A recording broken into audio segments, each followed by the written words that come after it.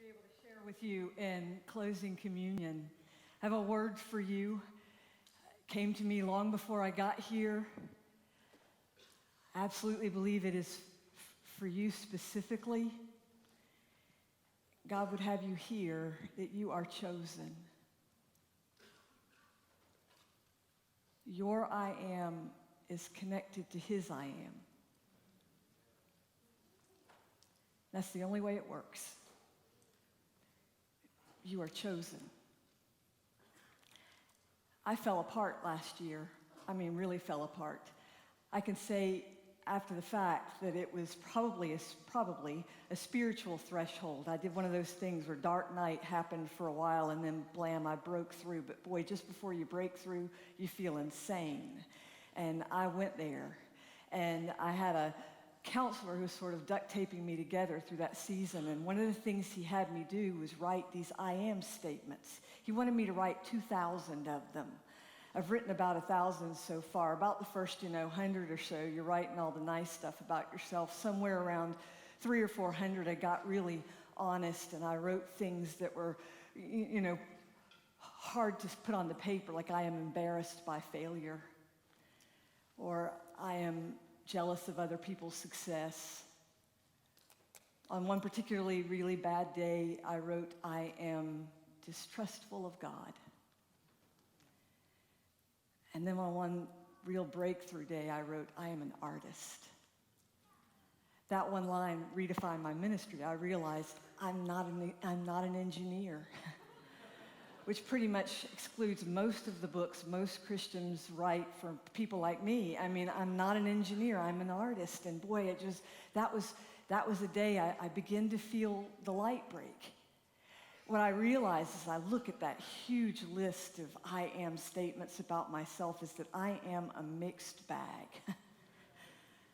And we all are.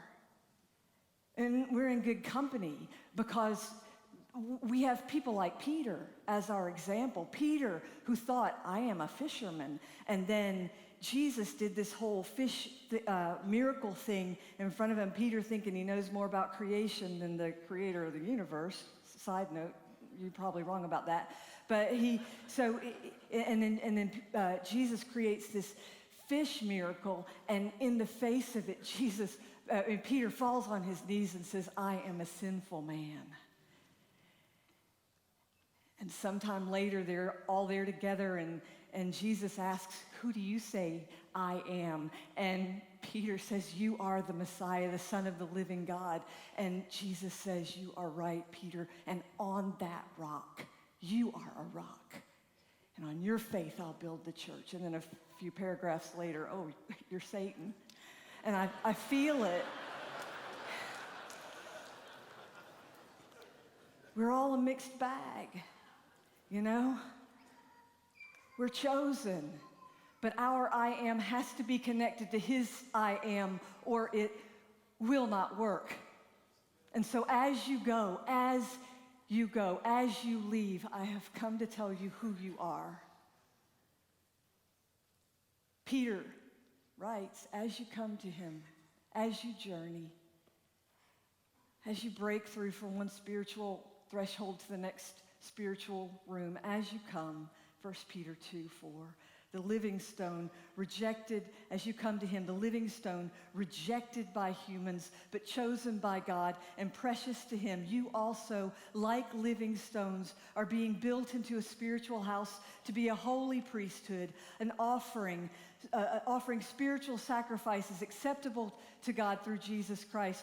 For in Scripture it says, see, I lay a stone in Zion, a chosen and precious cornerstone, and the one who trusts in him will never, never be put to shame. Now to you who believe, this stone is precious.